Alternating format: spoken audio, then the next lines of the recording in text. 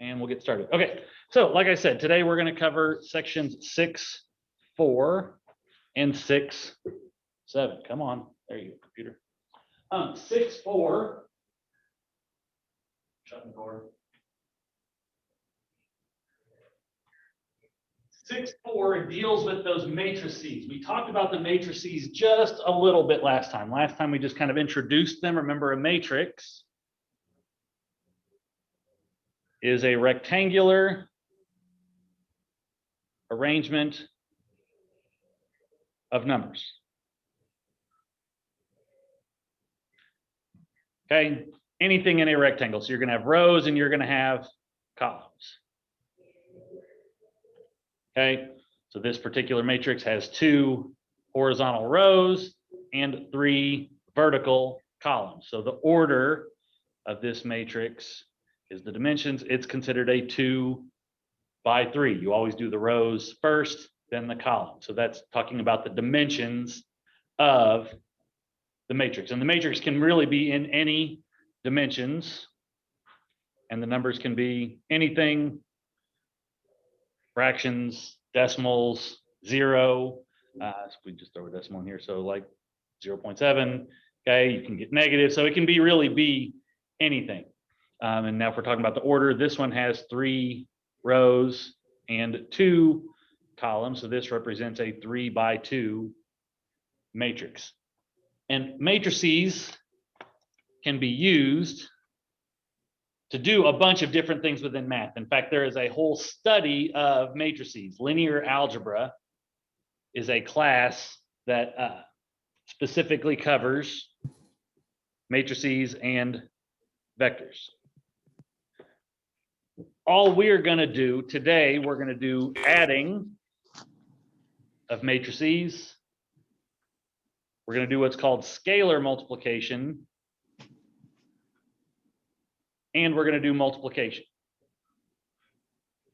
So we're going to do basically these operations, and adding includes subtraction as well. It's just adding the opposite. Now, 2 of these behave exactly as you would expect them to behave. They do, I mean, I basically probably wouldn't even have to teach you this. If I just showed you the problems and let you go, your first instinct is probably the right instinct. Okay, I don't know that for a fact, but I would be willing to guess. Okay, so when it comes to adding matrices,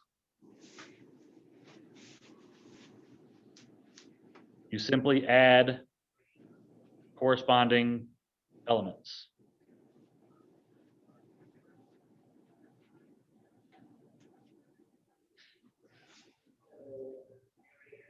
So that does mean the matrices have to be the same size. It doesn't matter what size they are, but they have to be the same size.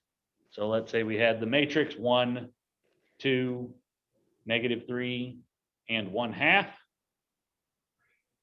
And we wanted to add this to, I don't know, 4, 5, -2, and 3/2, something like that. You just simply add corresponding elements. So if I'm adding these 2 matrices together, I'm going to take this top left number plus the other top left number. So I'm going to add the 1 and the 4 and get a 5. I'm going to add the 2 and the 5 to get a 7. I'm going to add the -3 and the -2 to get a -5. And I'm going to add the 1/2 and the 3/2. Remember, adding fractions, you need a common denominator, which we have. So 1/2 plus 3/2 is 4/2, which reduces to 2. Another way to think of this is 0.5 plus 1.5. But this is your answer. This is the resulting matrix. So to add matrices, you simply add corresponding elements. So again, the matrices have to be the same size. If the matrices are different orders, then you cannot add them. There is no solution. So as long as you have the same sized matrices, you're going to get the same sized answer.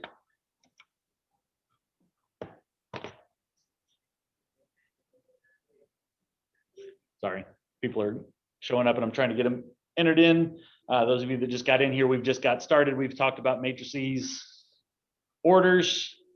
And then we're talking about adding or subtracting matrices. So like I said, if they give you a matrix of a different order, for example, if they wanted you to add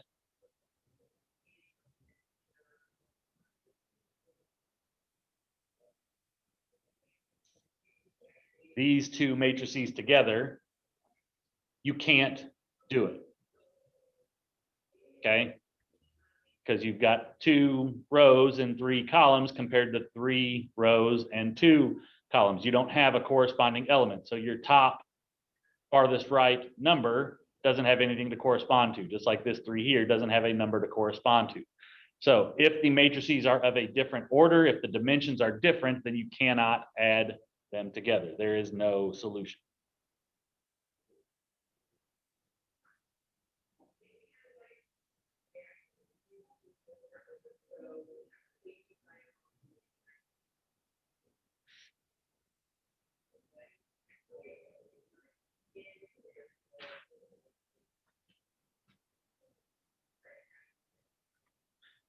Now, I said subtraction is basically the same as addition.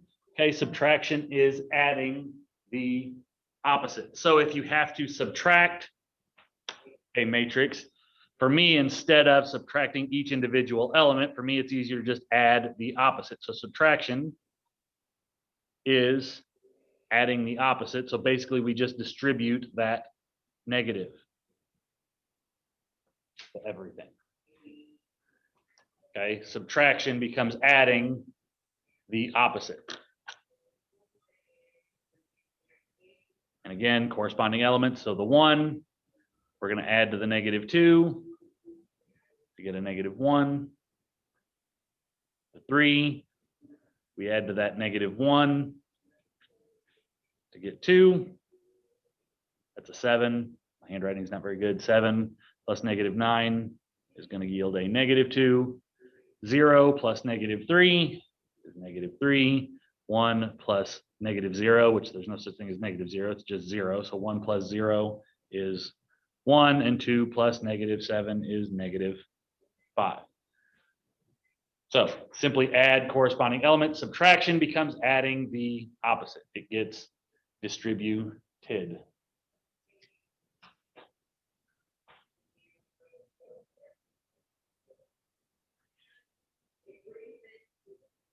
All right, the next concept, okay, is what's called scalar multiplication.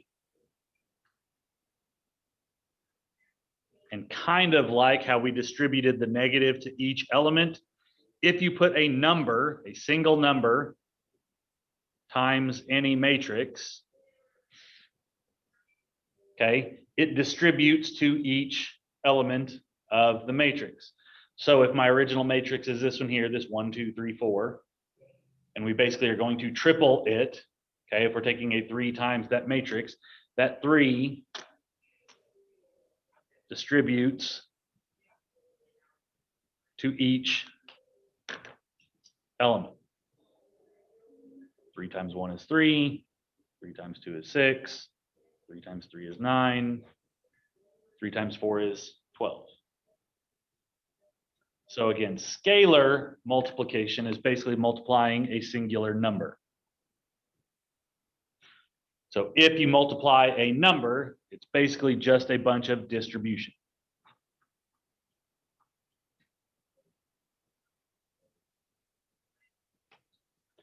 So any number you're multiplying to a matrix gets distributed to each individual element.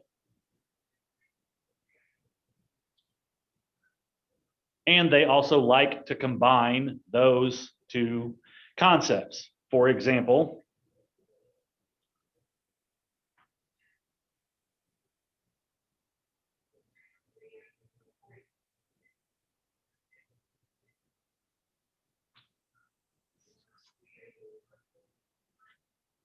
okay, and again, it doesn't matter what matrices they are, but sometimes they'll label one. So anytime I'm talking about matrix A, that's going to be referring to this matrix. And anytime I'm talking about matrix B, that's going to refer to this matrix. And then they can do some problems based off of that. For example, they could ask you to do A plus B, or they could ask for B minus A. Or they could say something like 3A minus 2B.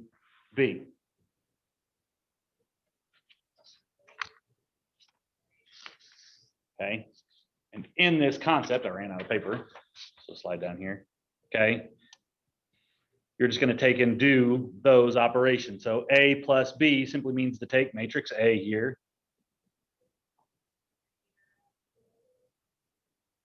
Plus matrix B.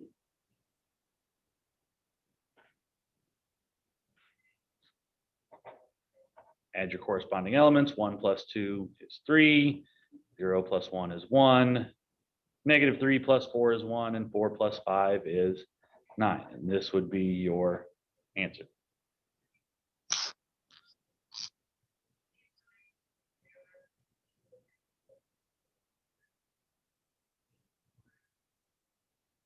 Okay, so for B minus A, I'm going to take B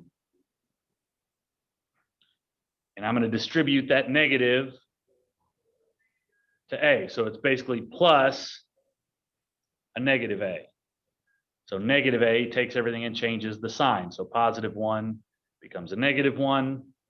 0 is still just 0. Negative 3, the negative of a negative is a positive.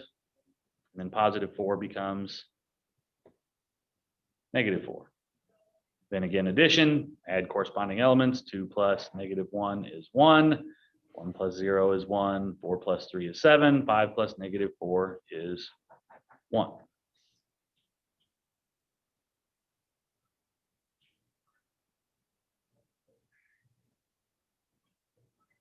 And then the idea of 3A minus 2B takes that same concept. We're going to triple A. So whatever A is, we're going to distribute that 3. So the 1, 0, negative 3, and 4, we're going to multiply each of those numbers by 3. So if A is 1, 0, negative 3, and 4, then 3 A's will be 3, 0, negative 9, and 12. So that represents 3 A's. Okay, same idea. So minus 2B, I'm going to distribute a negative 2 to B. So if B is 2, 1, 4, and 5, we're going to multiply each of those by that minus 2 or that negative 2. So then I'm going to get negative 4, negative 2, negative 8, and negative 10. Okay, so again, 3A, we're going to triple the A values. So 3, 0, negative 9, and 12. Negative 2B, I'm going to take a negative 2 times 2, negative 4, negative 2 times 1, negative 2, negative 2 times 4 is negative 8, negative 2 times 5 is negative 10. Then add those. So 3 plus negative 4 is negative 1, 0 plus negative 2 is negative 2, negative 9 and negative 8 is negative 17, 12 and negative 10 is a positive 2.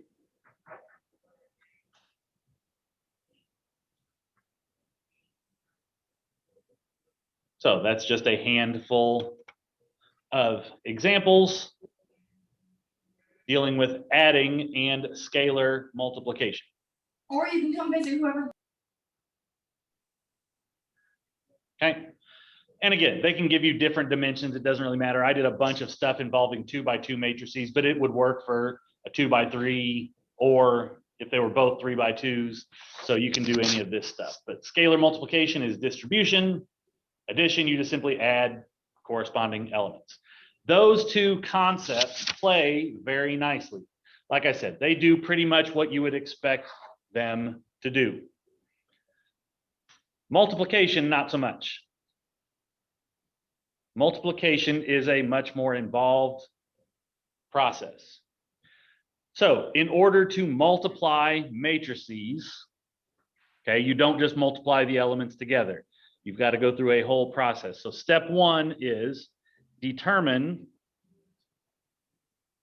if multiplication is possible.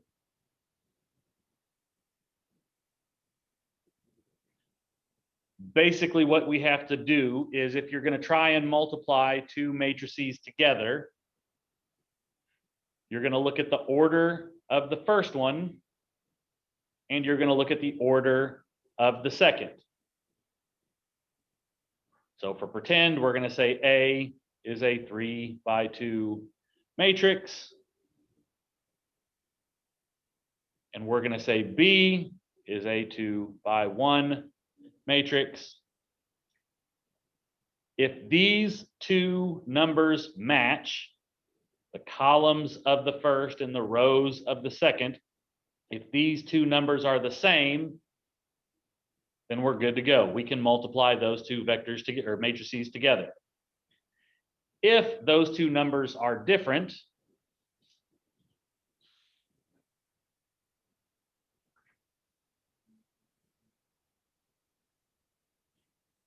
then this one is not possible, and you cannot multiply those together, and you would therefore get an invalid or undefined answer. So step one, can we even do the multiplication? So that shows the matrices don't have to be the same size, okay? In addition, the matrices had to be exactly the same. You can only add a 2x2 and a 2x2. You can only add a 3x3 and a 3x3, right? Okay, so they have to be the same dimensions. For multiplication, okay, they don't have to be the same. You just have to have these two numbers match. Now, also, these outside numbers give you the dimensions of your answer. I can spell answer right. A-N-S-W-E-R. That's supposed to say answer. Okay, so the outside numbers give you the dimensions of your answer. So if I multiplied a 3x2 and a 2x1, I'm going to end up with a 3x1 answer.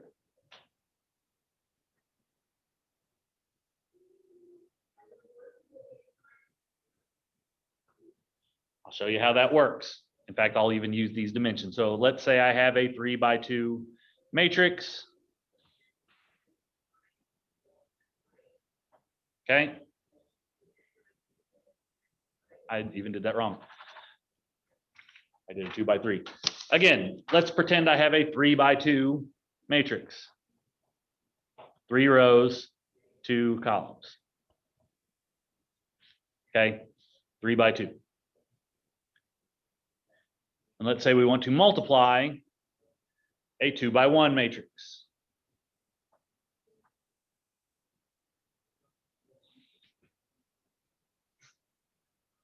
Okay, again, these numbers have to match in order to do the math, which we can. Then my answer, okay, is going to be those. So I'm going to end up with a 3x1 matrix.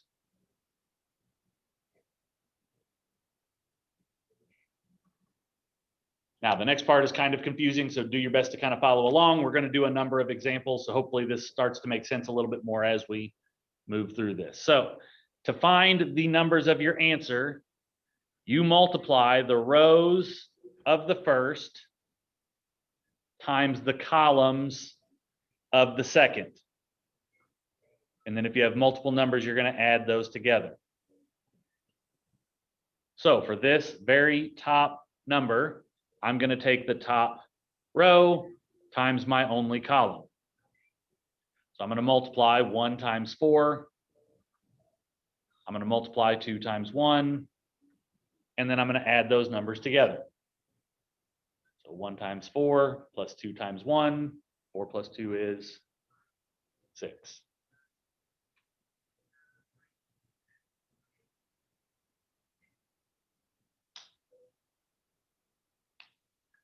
Okay. For the middle number of my answer, I'm going to multiply the middle row times that same column. So I'm going to multiply 3 times 4. I'm going to multiply 1 times 1. And then I'm going to add those two together. So 3 times 4 is 12. 1 times 1 is 1. 12 plus 1 is 13. And then for the bottom, I'm going to multiply my bottom row times my column again. So I'm going to take 0 times 4.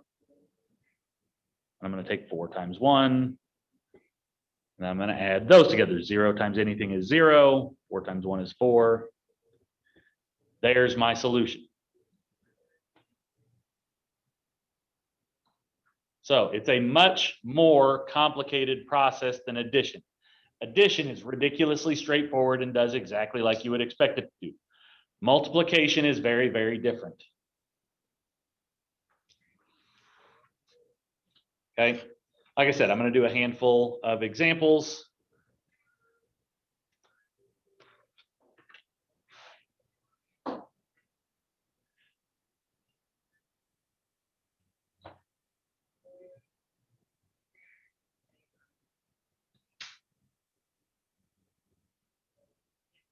Okay, let's say we were going to take a 3 by 2 times a 2 by 2.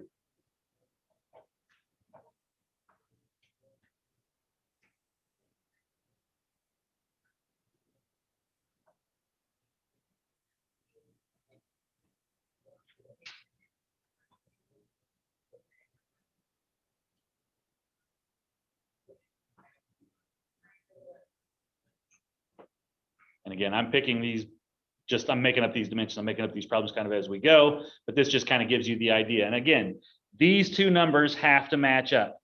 If they do not match up, you cannot do the multiplication. There will be no answer. You don't have the proper elements. There's no way to make it work. So these two numbers have to be the same.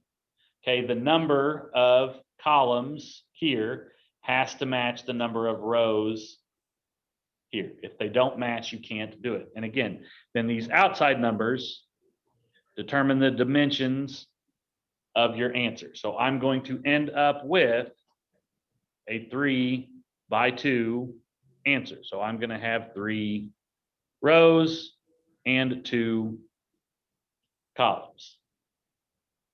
You don't have to do this with the underlines or whatever. I can see it being confusing for some, but for me, it makes sense because then I can keep track of which one is which. Okay, so again, I know the dimensions of what my answer is supposed to look like. Now I just have to figure out what these numbers are.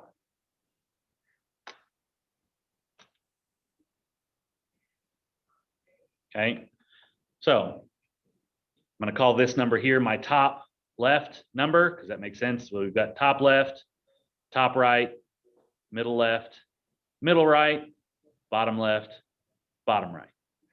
Okay, so to find the top left number, I'm going to take the top row times the left column.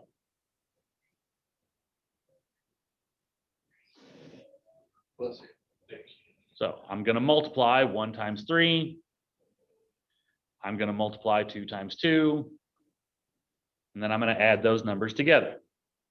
So 1 times 3 is 3, 2 times 2 is 4, 3 plus 4 is 7. So again, for that top left number, I'm going to multiply the top and the left.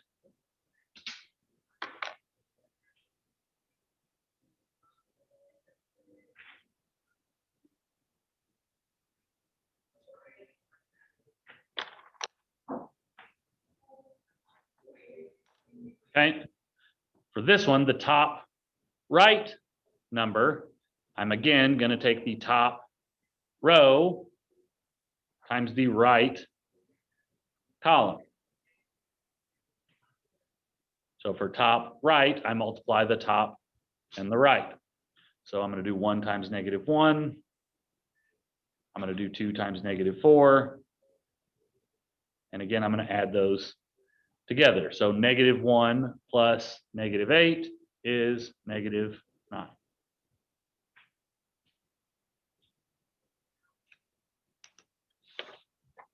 I'm going to try and change the colors up so we can do a little differentiation here. Okay, so for my middle numbers, I'm going to use the middle row. So same, for the middle left, I'm going to take the middle row times the left column. So I'm going to do 1 times 3 plus 4 times 2. 3 plus 8 is 11.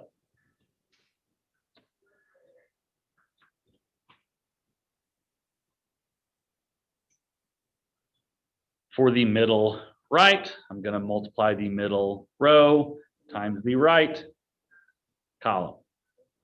So that'll be 1 times -1 plus 4 times -4. So -16 plus -1 is -17.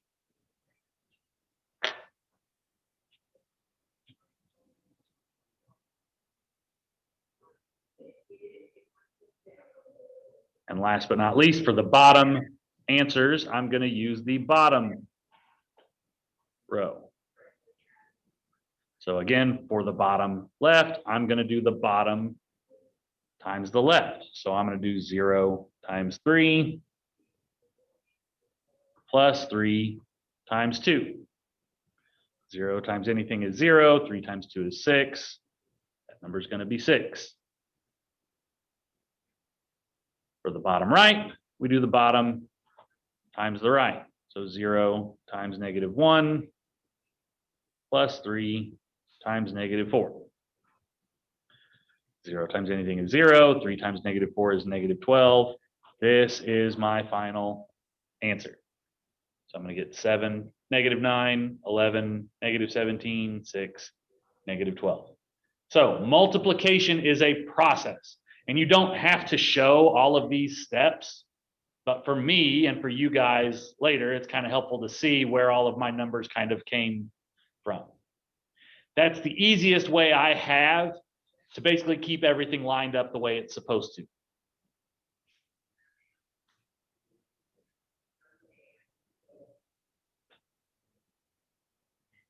And this is the only 2 concepts really we're doing as far as matrices go. So addition, super straightforward. Technically, scalar multiplication is a different concept, but it kind of goes along with it. It's just distribution, easy peasy. Multiplication is confusing, okay? I get that. But if you follow the steps, you can get there. Like the math behind it is not hard. It's just a matter of making sure you're doing all of the right steps in the right order. Now, the best problems are the ones that you can't even do it. So you can make up something absolutely ridiculous. So if I told you to multiply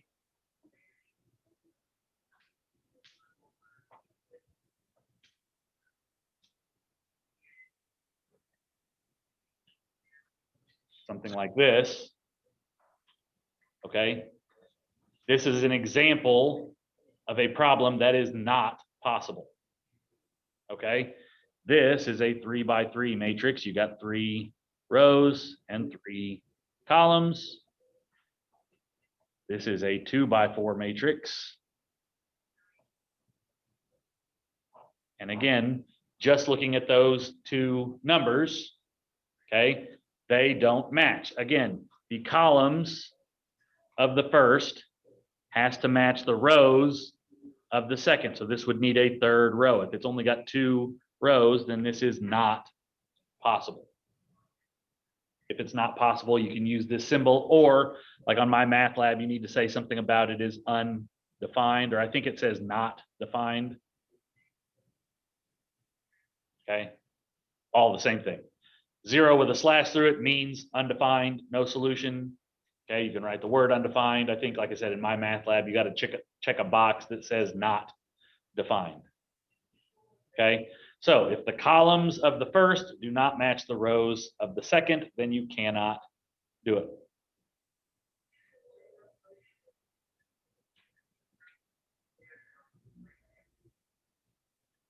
As long as the columns of the first matches the rows of the second, then you can. And your dimensions of your outside numbers here is going to give you the dimensions of your answer. So again, a 3 by 2 times a 2 by 1 yields a 3 by 1. A 3 by 2 times a 2 by 2 is going to yield a 3 by 2 answer. So 3 rows, 2 columns.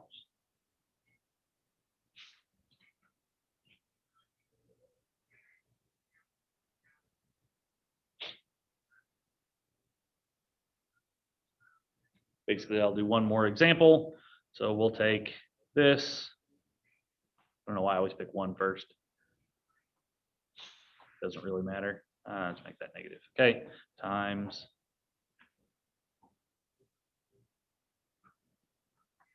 that.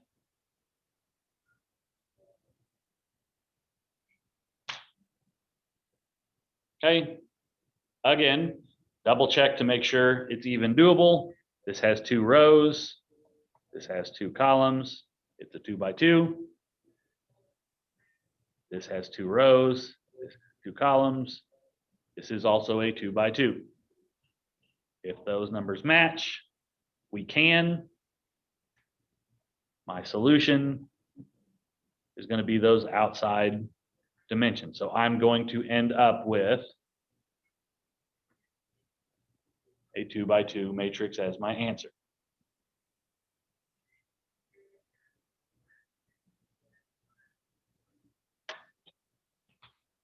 For my top left answer, I'm going to multiply the top row and the left column. So 4 times 5 plus 7 times 1.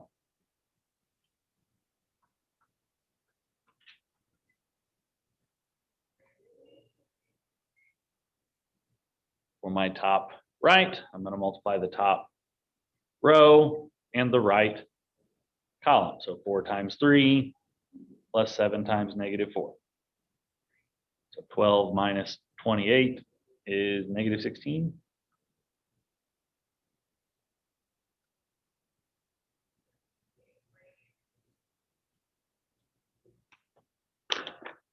For my bottom answers, I'm going to use the bottom row. So bottom times the left, so 0 times 5 plus -3 times 1. 0 plus -3 is -3. And finally, for the bottom right, I'm going to take the bottom times the right. So 0 times 3 plus -3 times -4. 0 times anything is 0. -3 times -4 is a positive 12. So there's my final answer.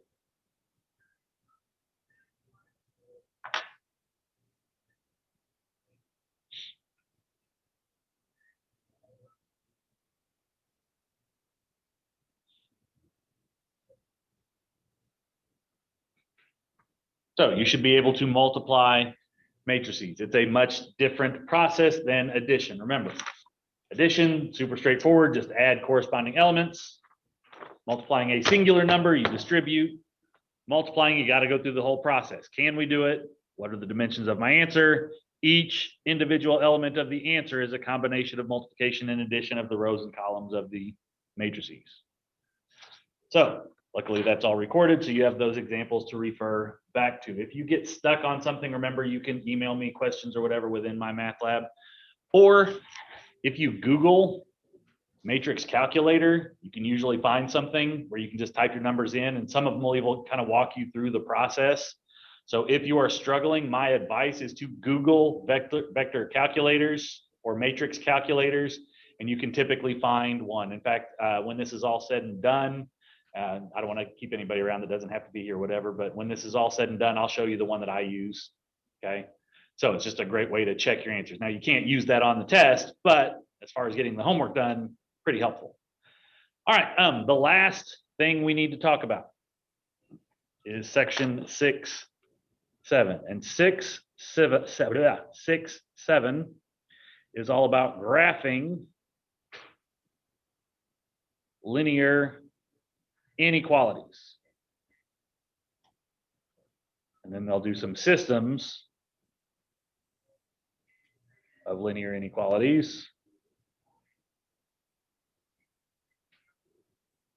And then something called linear programming. These all go hand in hand, going kind of from easy to hard. Each one kind of takes the previous and adds something to it.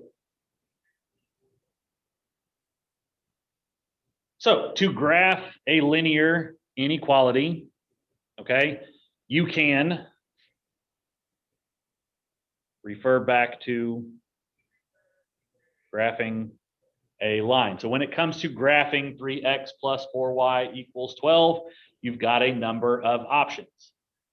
Okay, the first option you ever learned way back in Algebra 1 back in the day is you can simply find corresponding x's and y's that work. And then people got good at knowing which numbers to kind of check or whatever, but you can just find individual x and y coordinates that would work. That's called making a table. It's probably the most inefficient way to solve, but you can totally do that. You can just guess and check kind of x's and y's until you find something that works. For example, if x is 4 and y is 0, okay, 3 times 4 is 12, 4 times 0 is 0, 12 plus 0 is 12. That's an example of an x and a y that will work.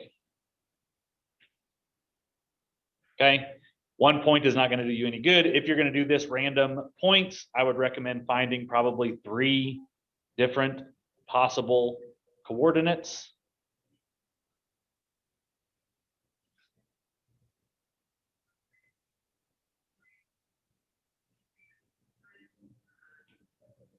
Another thing you could do is you can find your x and your y intercepts. Your x-intercept is where your graph crosses the x-axis. Your y-intercept is where your graph crosses the y-axis. To find the x-intercept, we make the y 0.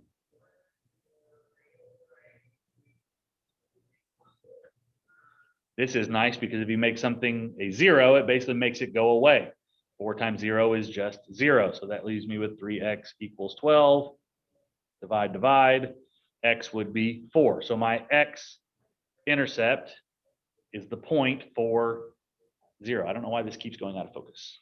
It's really frustrating. But if you make the y 0, then we can solve for x. X is 4. That represents this point right here. So again, we found 4, 0 here. Same point here. We find the y-intercept. We make the x 0. Anything times 0 is gone. So 4y equals 12. The y is 3. So that would be the coordinate 0, 3. That'll be that one. And then you can just connect those dots. That would be your line. Or what most people tend to do is what's called slope-intercept form. Okay?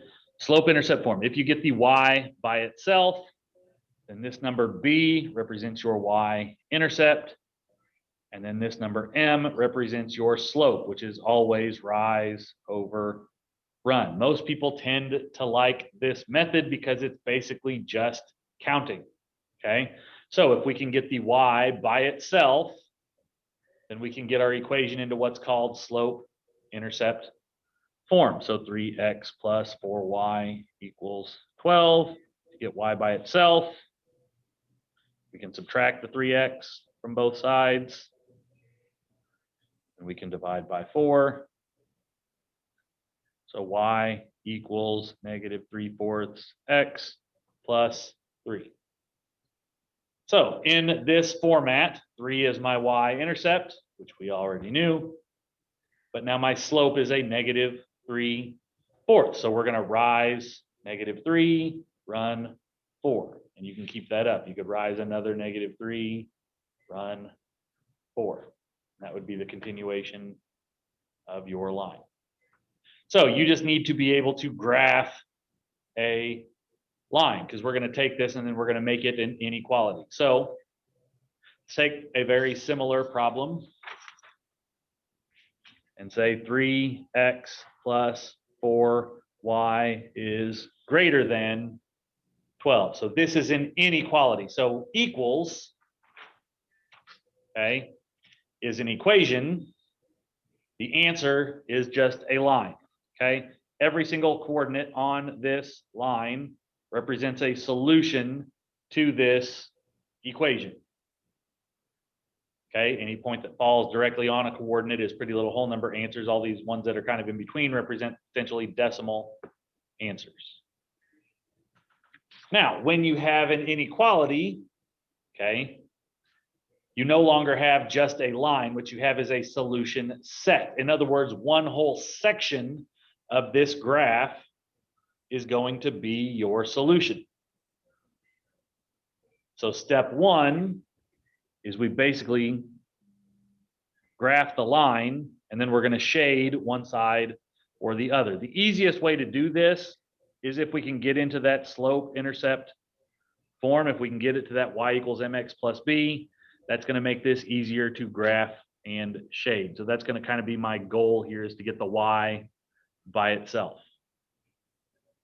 So we already did this once. We're going to subtract the 3x from both sides.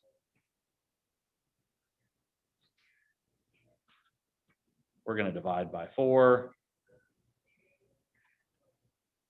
And I get y is greater than negative 3/4 x plus 3. So again, my y-intercept is positive 3. My slope is a negative 3/4. So I'm going to rise negative 3, run 4, rise negative 3, run 4, and this would be my line. Now, notice I didn't draw the line in yet because your symbol determines something. So a less than or a greater than is going to give you a dotted line, whereas less than and equal to, greater than and equal to would give you a solid line. So the symbol they give matters. Back when we did domains and range, okay, this stuff meant you would use parentheses, this stuff meant you would use brackets, kind of the same idea. The equal to includes it, so you want a solid line to include all of those points. The dotted line means we get right up next to it, but we don't exactly include it. We're right up next to the line.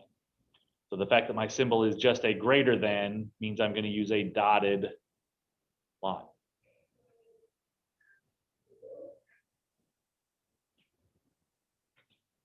Now, again, this inequality means either this whole section of the graph is good solutions, or this whole section of the graph is good solutions, meaning every element over here, every coordinate, if I plugged it in, would work, or every element down here, if I plugged it in, would work.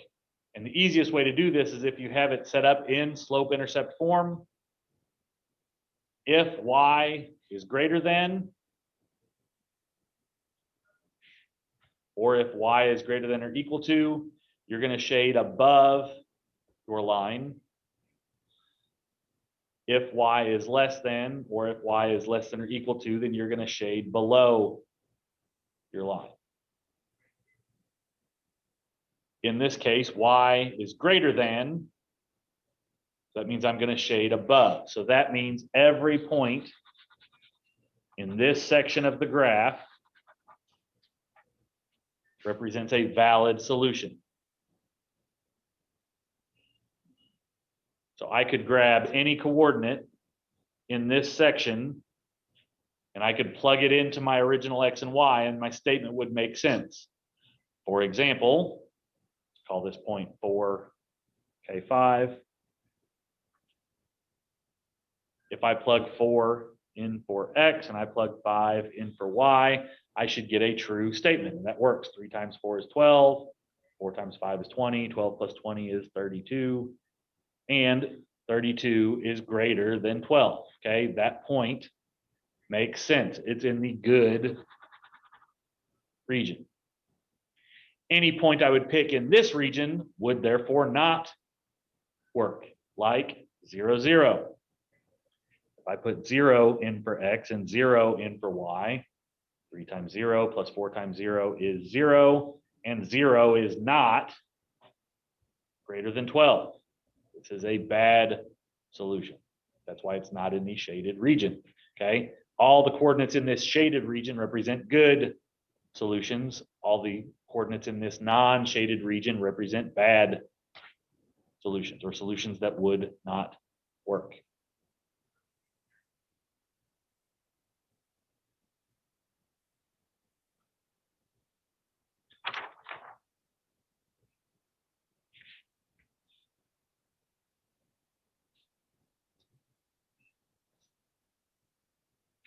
Okay, we'll start with one that's already in slope-intercept form. So y is less than or equal to negative 3/7 x minus 2. Again, nicely enough, when y is by itself, you're already in slope-intercept form. This number is your y-intercept. This number is your slope. And slope is always rise over run. So graphing, okay, y-intercept is going to be negative 2. So on the y-axis, we go negative 2. And we're going to have a slope of negative 3/7. So from my point, I'm going to go down 3, and I'm going to go over 1, 2, 3, 4, 5, 6, 7. Those points represent my line. Or I can go the other way. I can go up 3 and I can go back 7.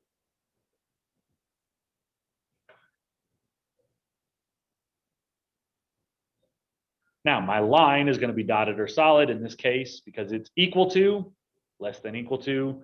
This is going to be a solid line.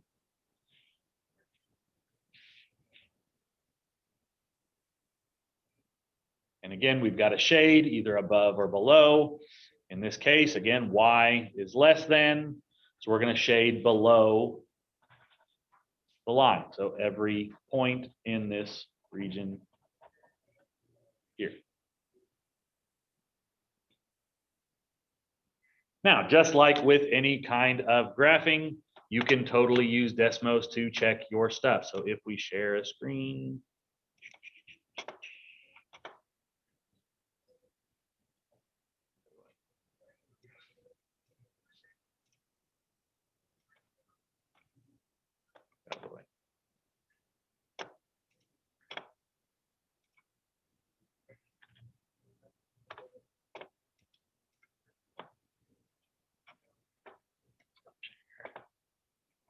again, I want to make sure I got Desmos on. There we go. Hopefully everybody can see that. All right, so again, Desmos will do inequalities for you. So if we're going to do that same problem, so y is less than or equal to, again, your on-screen keyboard has your greater than, less than things. So less than or equal to, and then we had negative 3/7 x minus 2. So you can type your function in exactly the way it looks with the proper inequality sign, and it will graph it accordingly. And then you can highlight and look at specific points like -2, 0. Okay. Any kind of whole number points you can find, or even decimals, -3.5, -1/2. So anyway, you can look at specific coordinates on the graph, but you can also see that it's shaded the proper region. So you can totally use this to check your answers again. Okay. So you can't use Desmos on the test, but it is a great way to check your answers and make sure you're studying the right kind of stuff. I'll do the first problem as well. So we did what? 3x plus 4y is greater than 12. So again, this is the first problem we looked at. And again, you can test individual points. And again, you can see the line should be dotted and then they shaded above. So very much like the first problem I showed.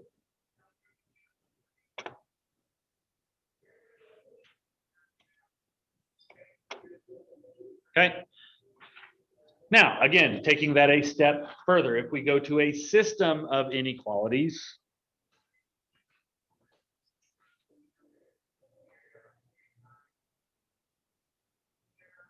that means they're going to give you more than one inequality at the same time. For example,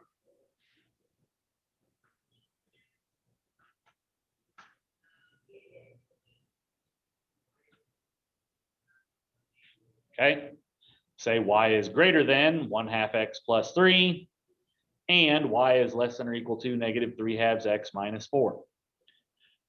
The way you do a system is you're going to graph both lines on the same graph, and you're looking for an area shaded by both.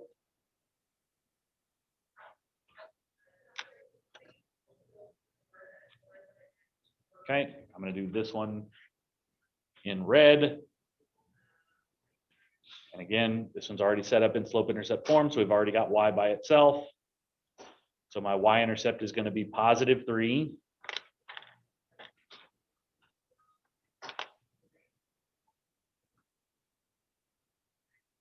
then my slope is 1/2. So rise 1, run 2. So I'm going to go up 1/2, up 1/2. Okay. Greater than means my line is going to be dotted, and greater than means we're going to shade above. Now don't go crazy with the shading, because again, we're looking for an area shaded by both. So just understand that we need to shade above the red line here.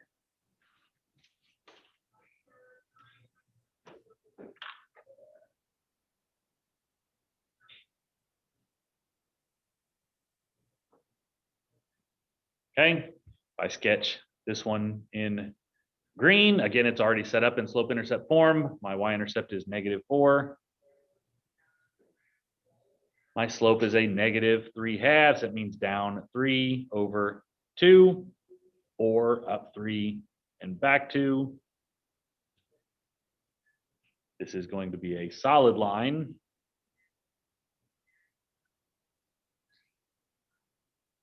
And again, y is less than means I'm going to shade below.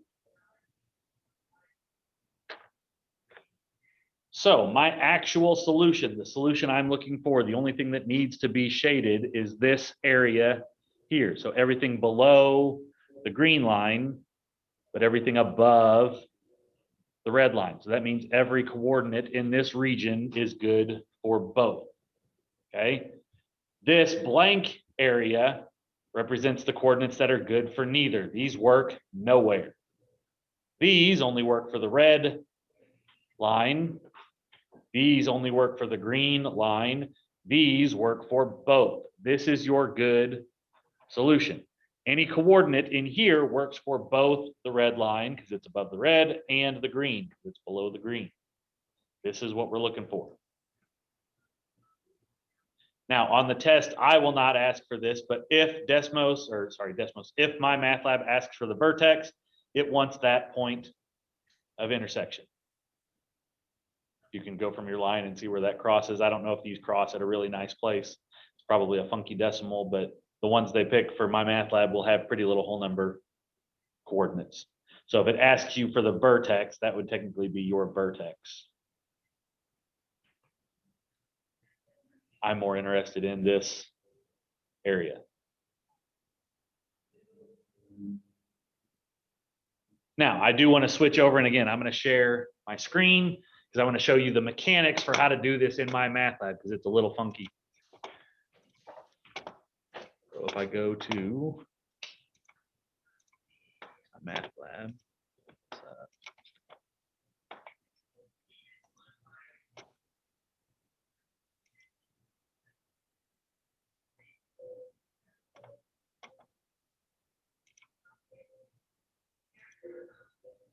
just making sure I have the problem that I want, and I'll share my screen.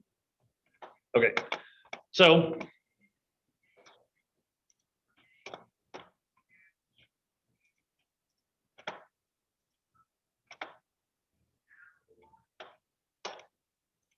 okay, hopefully everybody can see this is MyMathLab. So this is in the study plan, but this kind of gives you the mechanics for how they want you to graph stuff. If we need a bigger graph, you can hit the plus button and it'll zoom in a little bit.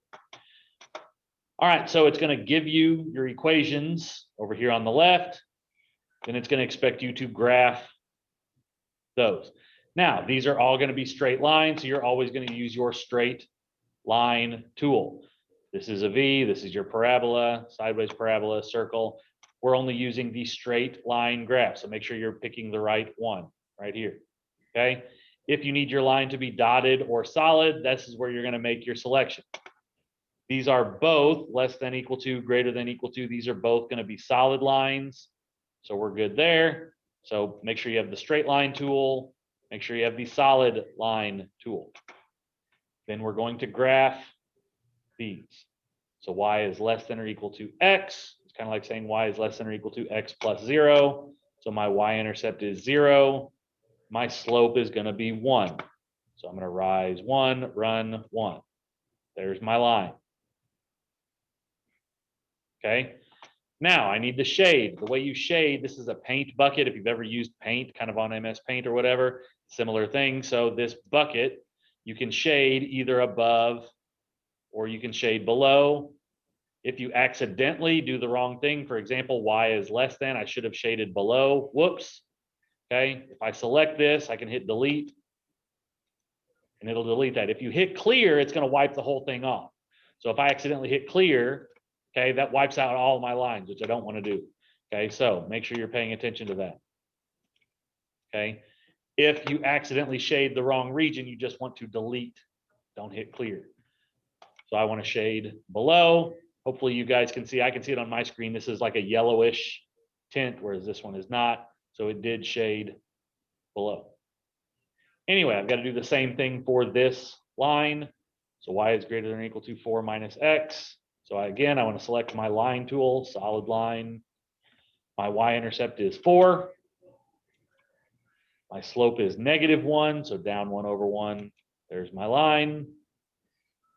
Y is greater than, so I want to shade above. Now again, if you'll look, it left the first region that I shaded all the way shaded. So I need to select the one I don't want anymore, and I need to delete that one. So again, the only area that works is the one above, or sorry, below my first line, and then above my second line. It's a little tricky to do in my math lab by itself. So that's where it's going to be helpful to either use Desmos or graph it by hand, and then just come over to my math lab and sketch. And the good news is Desmos will totally do all of this for you as well. But that's how you're going to do that on my math lab. Okay, so you got to graph each line individually and then shade. If you want to, you can shade at the end. Okay, so y is greater than or equal to -1. So if there's no x, remember y is just going to be a horizontal line. Out of the way, zoom that in. Okay. Okay, again, my graphing tool. Y is going to be greater than or equal to -1. So that's a solid line where y is greater than -1. X is greater than 6. If there's no y, that's going to be a vertical line. So again, line tool, solid line. Okay. And then we're going to shade. Y is greater than -1 is everything above the horizontal line. X is greater than 6 is everything right of the vertical line. So again, this is the area shaded by both. And again, if you accidentally shade some other area before you submit your answer, hold on, okay, select the one you want to delete, and then you just hit delete, and it'll unshade. So if I accidentally shaded the wrong area, make sure that's selected, and then click delete. Again, if you click clear, it's going to wipe the whole thing off, and then you're starting over again. So make sure you select something. You can select a line if you want to delete it, okay, or you can select the shaded area if you want to delete it, and delete it, and it'll just make it go away. Okay, I'm going to stop sharing that, and then I'm going to go back and I'm going to share my Desmos screen again. So if I had another system, so y is greater than x plus 4, yada, yada, yada. Okay, again, you can see that Desmos shows shading both regions. This darker region is the one shaded by both. So you can type your inequalities into Desmos, and then you can use that to double check your graphs for my math lab. So that's kind of the mechanics of how to do the graphing on my math lab, and then that's how you use Desmos to check your stuff. Now, the harder problems of these are when they give you multiple inequalities. For example,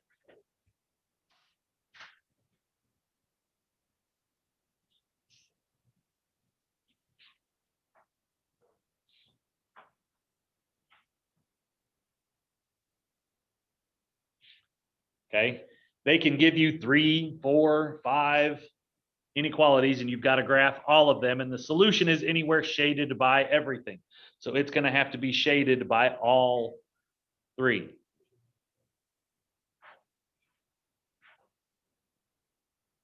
Okay, I'm going to do this top one in red. So again, I want to get my y by itself.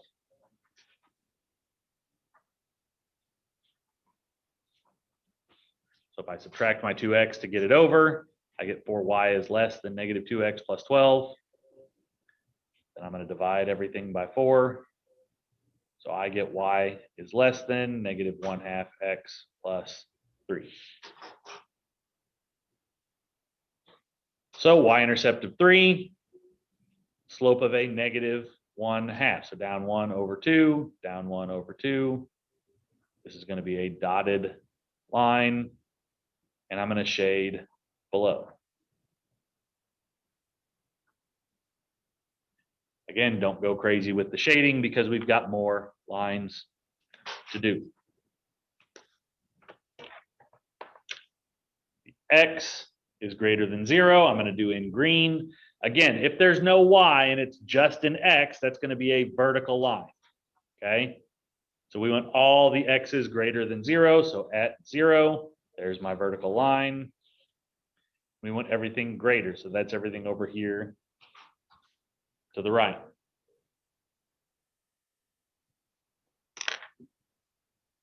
Y I'm going to do in pencil. If there's no x and it's just a y, okay, that's going to be a horizontal line. So in this case, at 1, I'm going to get a horizontal line.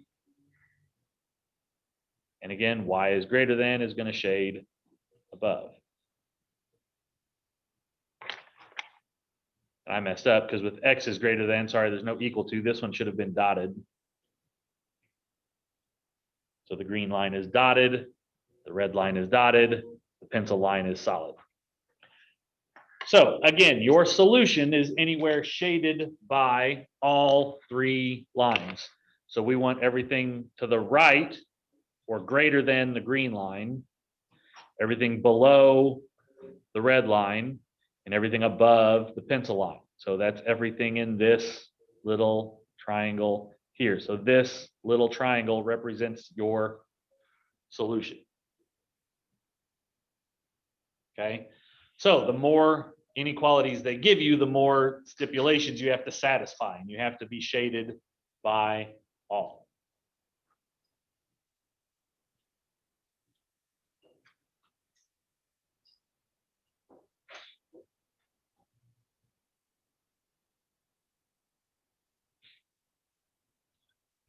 One thing I don't remember if I've mentioned, we've done it before, but if it's set up, I'm just going to make up a problem real quick.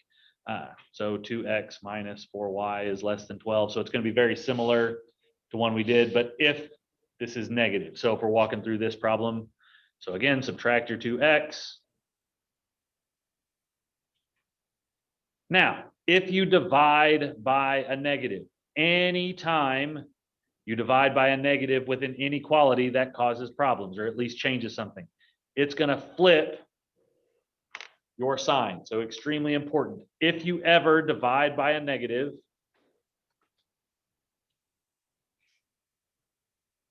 okay, that is going to flip your inequality.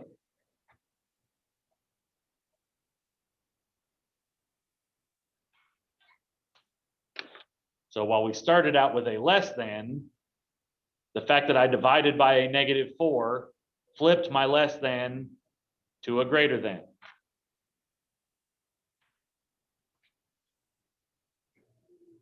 Now, we didn't have to do that on any of the other problems because all the ones I picked, the y value was positive. But if the y value is negative and you have to divide to get the y by itself, if you divide by a negative, that's going to flip your inequality, and make sure you do that so you don't end up shading the wrong region. So in this case, y-intercept of -3, slope of 1/2, okay, dotted line. Now y is greater than, we would shade above. So if you ever divide by a negative, again, that's going to flip your inequality from less than to greater than, or from greater than to less than.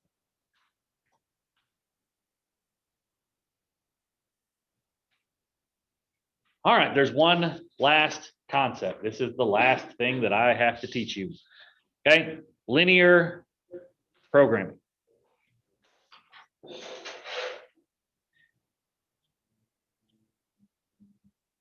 Linear programming is basically what we just did, only they're going to add one thing to it. Usually this involves word problems of some kind, but what's going to happen is you're going to have some sort of objective function.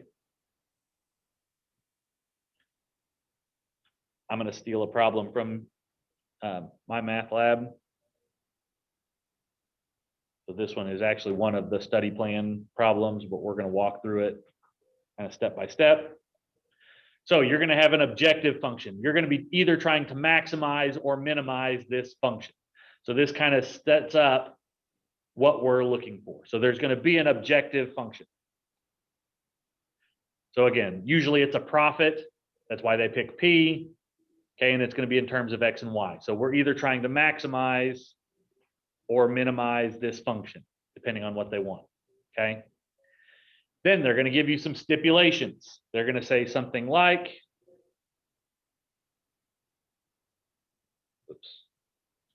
less than or equal to 63. And they're going to give us 1, 0 is less than or equal to Y, which is less than or equal to 4. And 0 is less than or equal to X, which is less than or equal to 7.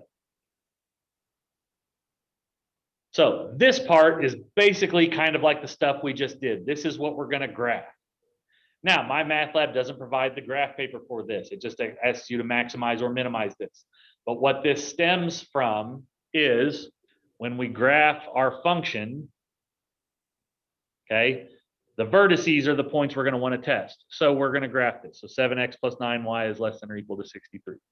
Again, I'm going to get y by itself.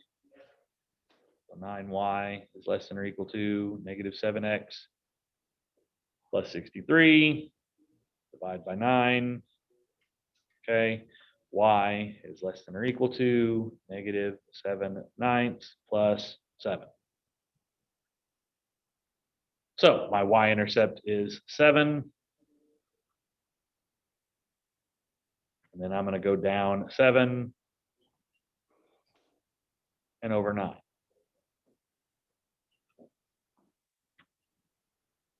So shading below that.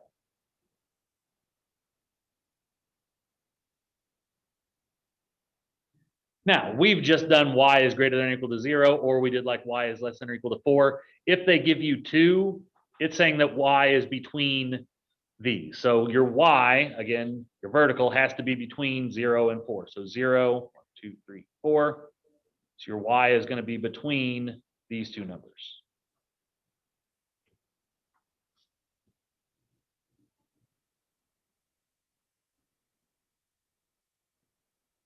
We would be shading in between those. Similarly, we've done x is greater than or equal to 0, or we've done x is less than or equal to 7. If they give you two numbers like this, it's saying that x is between these. So x is going to be between 0 and 7. So this area represents my solution. Now, that's a lot of work just to figure out these points. Those points of intersection there are where you're going to either maximize or minimize your function. So each of these points, so this point is 0, 0.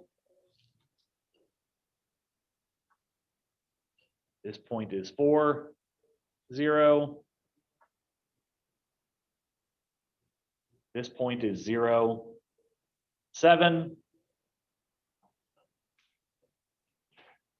These 2 points are a little harder to figure out. Desmos will be able to find them if you need them. Okay. In this case, we don't really need them because we're going to maximize with one of these other functions I'll show you. But if we need to find that point of intersection, just know that my y is 7. So then I just got to figure out what x corresponds to that. So if I grab this function, and I know my y value needs to be 7, I can just plug 7 in.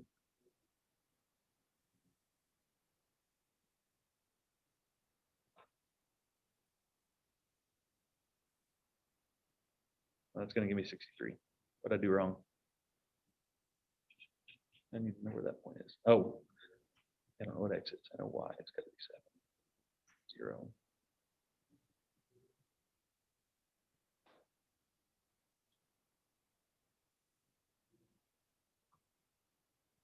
Got it. That's what I'd.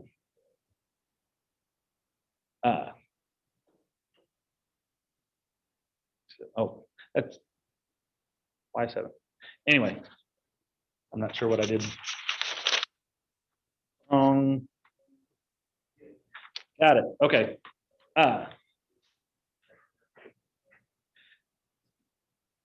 This is how I should have graphed it. I got my x's and my y's mixed up.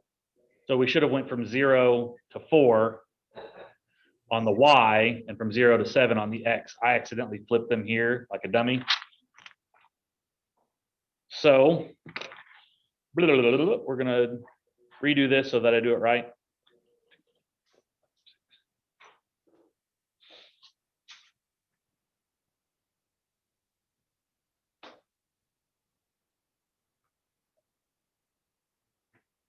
So 7, 9. Here's my line. Again, sorry, but y was supposed to be between 0 and 4.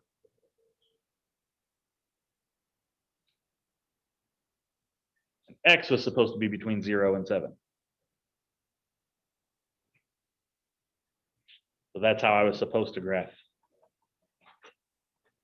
I got my x's and my y's mixed up over here. Bad, good. Okay, so again, my points are 0, 0, 7, 0, 0, 4. And now we can find those coordinates. So again, if y is 4, so 7x plus 9y equals 63. 9 times 4 is 36. 63 minus 36. Grabbing my calculator.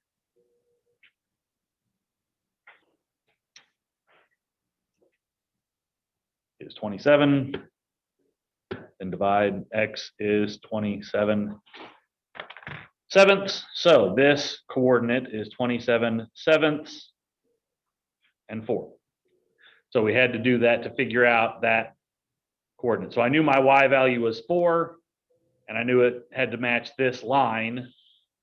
So I took the 7x plus 9y equals 63 line, and I plugged in my y value of 4 to figure out my x coordinate. So that's what I was doing there. I'm going to do the same thing to figure out this coordinate. So again, it's on that same 7x plus 9y equals 63 line. We know our x value has to be 7.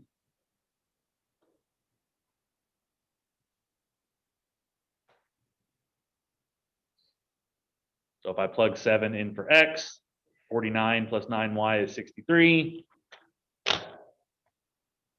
63 minus 49 is 14.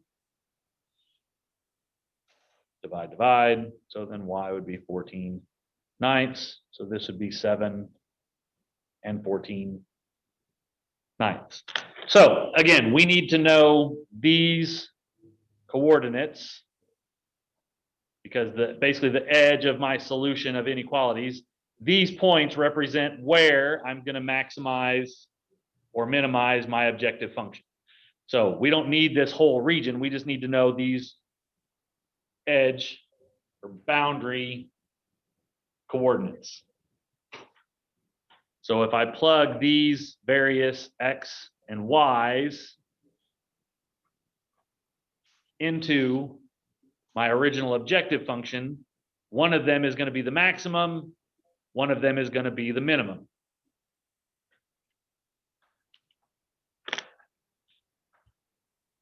So if I plug in the 0, 0,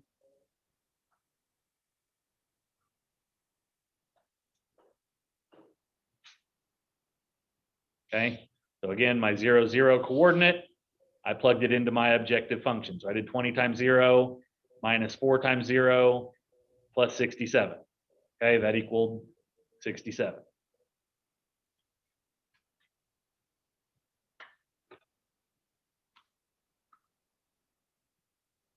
one of my other coordinates was 7, 0. So if I plug in 7 for X and 0 for Y,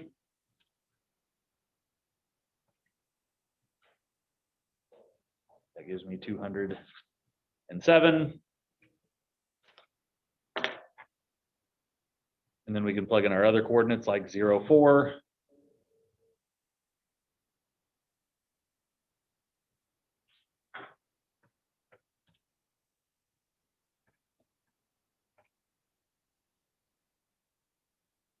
Equals 51. And then we've got these fractional ones as well. So 20 times 27 sevenths minus 4 times 4 plus 67.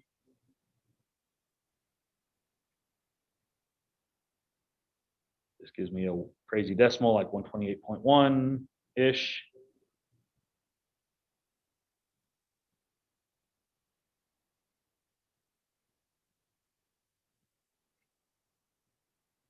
And if I type in that last coordinate, so 20 times 7 minus 4 times 14/9 plus 67, I get about 200.7. All right, so what I was doing is I was plugging in each of those vertex coordinates into that first original objective function. The biggest number is 207. That represents your maximum. That is the biggest possible profit we could get. So if we did 7 of the X's or whatever, and 0 of the Y whatevers, that represents how I would get the biggest profit. Okay, looking at the numbers, 67, 207, 51, 128, and 200. The minimum is the smallest number. That would be the 51. This is the minimum amount that I could get. So again, if we're talking profit, we are probably trying to maximize. That's going to be the more important one. That would happen at the 0.70. But if we wanted to know our absolute minimum that we could do, that would be right here, a minimum of 51 with an objective, or sorry, and that happens at the coordinate 0, 4. The other coordinates just represent potential max and mins, but they weren't max and min. So they're just other points within the function.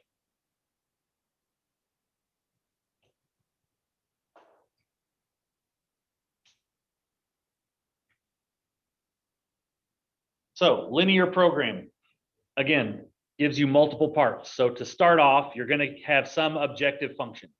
This doesn't matter within the first graph.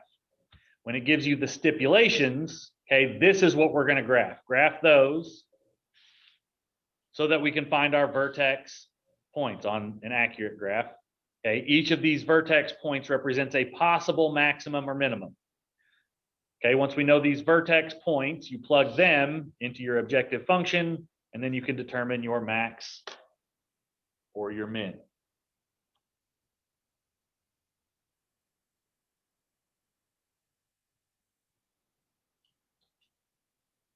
So that's basically what you're going to do with linear programming. And there's some other examples in the My Math Lab kind of walks you through it, but that's pretty much it.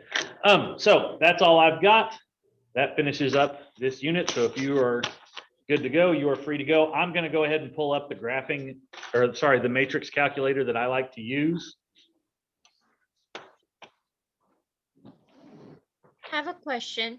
Yes, When you were doing attendance, did you get me? I gotcha. Okay, I just want to make sure. Yep.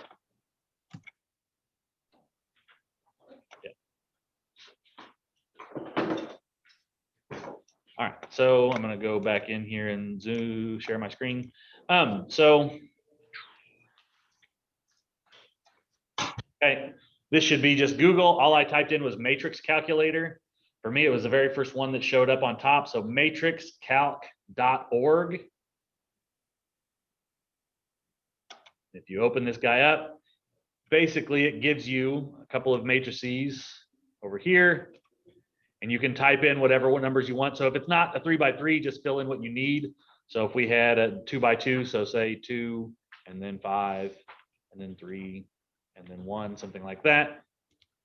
And do 1, 2, -1, say 4. Okay, if you hit A plus B, it'll show you how to add those two numbers or two matrices together. If you hit A times B, okay, it walks through the multiplication. If you need the details, it shows you how you got each individual element. So it's a great way to kind of check, and it'll walk you through how to do it. Again, you obviously can't use this on the test, but if you're interested in it, this is a great website for checking stuff out. So anyway, that's all I got. I'm going to post this to Canvas, and we'll see you guys next time. Remember, test next time, so be ready to go.